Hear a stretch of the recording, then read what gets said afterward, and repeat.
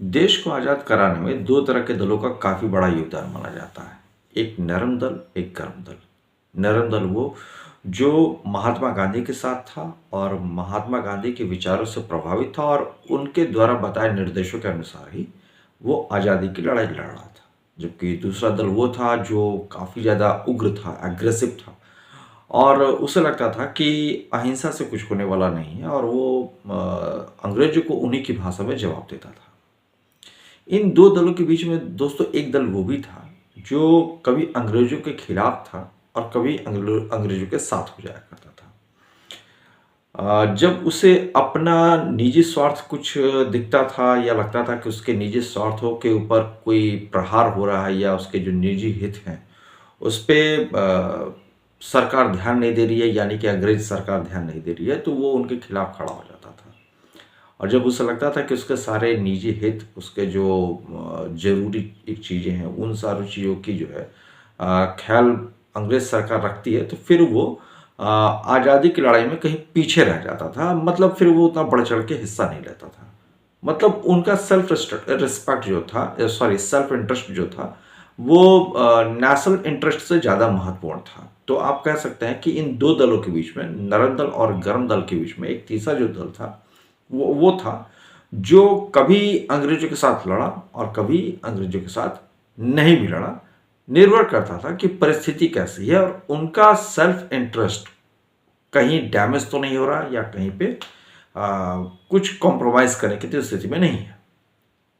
आज मैं इसकी चर्चा इसलिए कर रहा हूं क्योंकि अभी हाल ही में जो एक चुनाव हुआ है तमिलनाडु में, उसमें भी कहीं ना कहीं एक ऐसा साइलेंट वोटर दिखता है जो ना तो डीएमके के साथ गया है, ना तो भाजपा के साथ गया है, ये टीवी के साथ गया है, विजय थलापति के साथ गया है।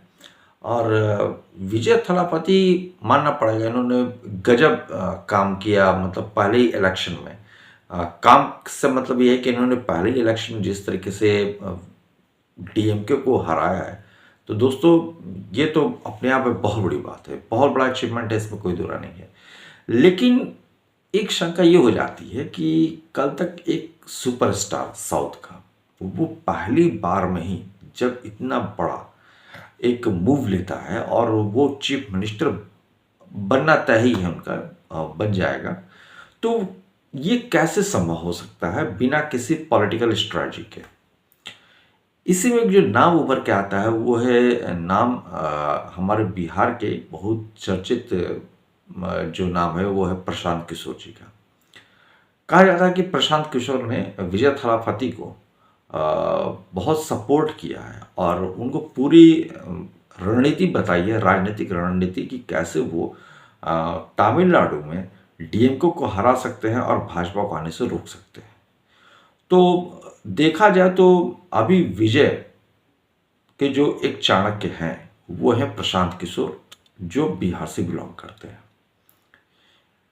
विजय का अपना एक निजी स्वार्थ तो है ही, और वो स्वार्थ है कहीं ना कहीं तमिलनाडु को अपने तरीके से, अपने विचारों के हिसाब से तमिलनाडु को आगे तक ले जाने की।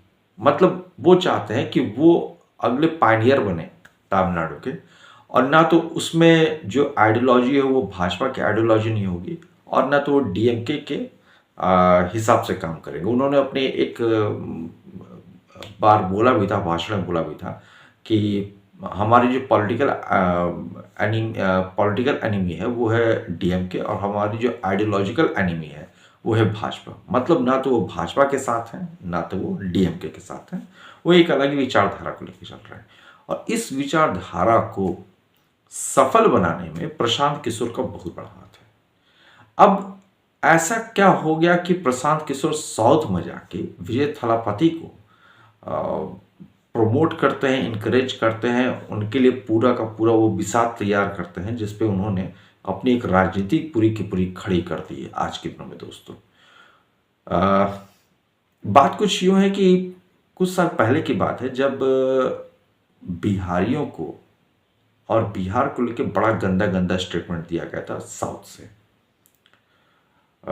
बिहार के लोगों को मारा भी गया था, उन्हें बहुत बुरा भला कहा गया था कि गरीब हैं, ये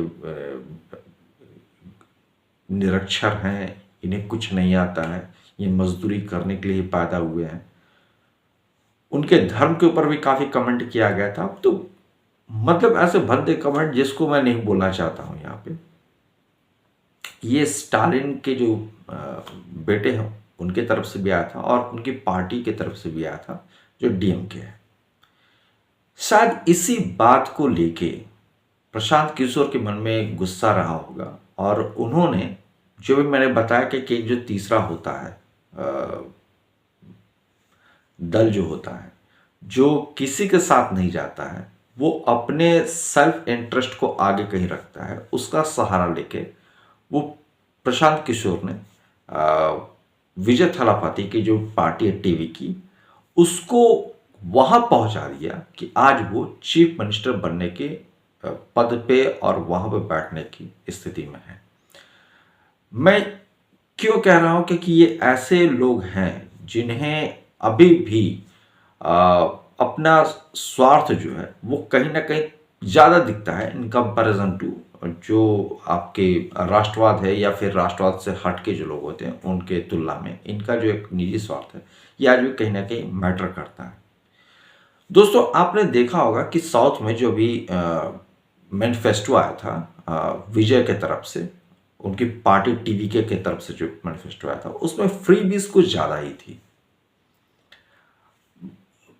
मासिक भत्ता देने से लेके या फिर बिजली बिल वगैरह माफ़ करने से लेके जो भी इस तरह की चीज़ें आप देख रहे हैं, अगर आप उनके पूरे मैनिफेस्टो को देख लेंगे फ्री, तो आपको लगेगा कि ये पूरी की पूरी फ्रीबीज स्कीम चल रही है। और इसी स्कीम का सहारा लेके उन्होंने उन लोगों को मोबिलाइज किया है जो ना तो भाजपा के साथ थे और ना तो डीएमके के साथ थे, या यूं कह लें कि उन्होंने इन दोनों में से थोड़ा थोड़ा तोड़ा है उन लोगों को जो इन दोनों से कहीं ना कहीं अटैच थे, और इन्होंने एक तीसरी लाइन खींची है इसके पैरेलल में। और प्रशांत किशोर इस बात को जानते हैं कि जो डीएमके को और भाजपा को वोट नहीं देगा वो कहाँ जाएगा। तो वो कम से कम आप इस बात को तो मानिए कि प्रशांत किशोर के जो राजनीतिक अभी समझ है वो विजय से बहुत बहुत आगे है, और इसी को उन्होंने यूज़ किया है विजय के लिए। हालांकि प्रशांत किशोर का तब सबसे पहले आया था कि जब इन्होंने भाजपा के साथ जुड़ के 2014 के चुनाव में मोदी के लिए कैंपेन किया था और मोदी को ही बताया था कि चाय पे चर्चा करने की बात हो या फिर अब की बार मोदी सरकार, ये सारी जो चीज़ें आप देखते हैं ये इसको प्रमोट करने के पीछे कहीं ना कहीं प्रशांत किशोर जी का बहुत बड़ा एक हाथ था। और कहा जाता है कि 2014 में उस समय के अगर चाणक्य मैं कहूँ तो प्रशांत किशोर ही थे, क्योंकि अमित शाह जी जो थे उस समय नेशनल प्लेटफॉर्म पे, नेशनल लेवल पे, पैन इंडिया पे उतना अपना पकड़ नहीं बना पाए थे जितना प्रशांत किशोर ने इनडायरेक्टली जो है मोदी को हेल्प किया था। उसके बाद जब मोदी और प्रशांत किशोर में थोड़ा सा डिफरेंसेस देखने को मिले तो उसके बाद उन्होंने फिर दूसरी पार्टियों की तरफ उन्होंने अपने आप को शिफ्ट कर लिया। आम आदमी पार्टी हो, चाहे जेडीयू हो, चाहे कई फिर इंडी गठबंधन हो, हर जगह उन्होंने अपने आप को शिफ्ट किया और अपने हिसाब से काम किया। बाद में उन्होंने अपनी एक पार्टी बना ली बिहार में, जन स्वराज पार्टी। तो वो अपना एक पॉलिटिकल जो है वो अपनी उसको लेके आगे बढ़े, जो उनकी आइडियोलॉजी है। और वो वहाँ पर भी जन स्वराज पार्टी जो है वो देखेंगे तो कहीं ना कहीं वो महात्मा गांधी को ही अपना आइडल मानते हैं और ये मान के चलते हैं कि जो भाजपा को और आरजेडी को वोट नहीं करेगा वो कहीं ना कहीं जन स्वराज को वोट करेगा। इसका फायदा उन्हें बिहार में तो नहीं मिलता हुआ दिख रहा है, लेकिन साउथ में उन्हें इसका भरपूर फायदा मिला। उन्होंने अपनी पॉलिटिकल समझ से विजय को उस लेवल पे पहुंचा दिया कि आज वो चीफ मिनिस्टर बनने के लिए तैयार हैं और वो बनेंगे भी। और ये जो प्रशांत किशोर का एक रणनीति है वो मुझे लगता है कि आगे चल के केरला में भी बहुत काम करने वाली है। जहां पे भी आपको कांग्रेस और भाजपा के बीच में एक गैप दिखेगा, उस गैप को अब प्रशांत किशोर ग्रैप्स करेंगे। हो सकता है केरल में जब अगली बार चुनाव हो या अभी इसके बाद जो पंजाब में चुनाव हो, ये बहुत ऐसे राज्य हैं दोस्तों, हिमाचल प्रदेश वगैरह भी, वहाँ पे भी हो सकता है। तो कई ऐसे जगह हैं जहाँ पे वो जो गैप आप देख रहे हैं कांग्रेस और भाजपा के बीच में, जो एक वैक्यूम क्रिएट है जो एक वर्ग का, उसके थ्रू वो कहीं ना कहीं वहां पे उनकी सरकार बन जाए, जिसको वो पीछे से बैक देंगे, पीछे से उसका समर्थन करेंगे। तो ये आने वाले समय में आपको ये चीजें देखने को मिलेंगी कि फ्रीबीज स्कीम का जो एक अपना एक अट्रैक्शन है, और जो उसका एक अपना है कि लोग तुरंत ही आकर्षित हो जाते हैं, तो वो आज भी कहीं ना कहीं भारत में काम करती है। ये ऐसा नहीं कि ये खत्म हो चुका है, ये आज भी भारत में काम कर रही है। आप देख सकते हैं दिल्ली में जो आम आदमी पार्टी थी उसने भी फ्री बीज स्कीम दी थी, और वो लंबे समय तक वहाँ पे शासन किया। भाजपा को भी आप देख लीजिए, वेस्ट बंगाल में उसने भी कहीं ना कहीं फ्री बीज स्कीम चलाई है। कभी ये जरूरी हो जाता है और कभी ये वोटर्स को लुभाने के लिए किया जाता है, लेकिन ये जो कुछ अभी भी भारत में ऐसे वोटर्स हैं और उनकी संख्या है जो इस पे वोट करते हैं, और अगर इसको सही तरीके से यूज किया जाए तो फिर उस पार्टी का जीतना संभव हो जाता है, जैसे कि साउथ में भी आप देख रहे हैं। वैसे आपके इस पे क्या राय है जरूर बताइएगा, और देखते हैं कि आगे चल के प्रशांत किशोर जो है और किन पार्टियों को अपना अपने करिश्मा से, अपने चाणक्य नीति से कैसे उन्हें राजगद्दी तक पहुंचा पाते हैं। मिलते हैं अगली वीडियो में। जय हिंद, वंदे मातरम दोस्तों।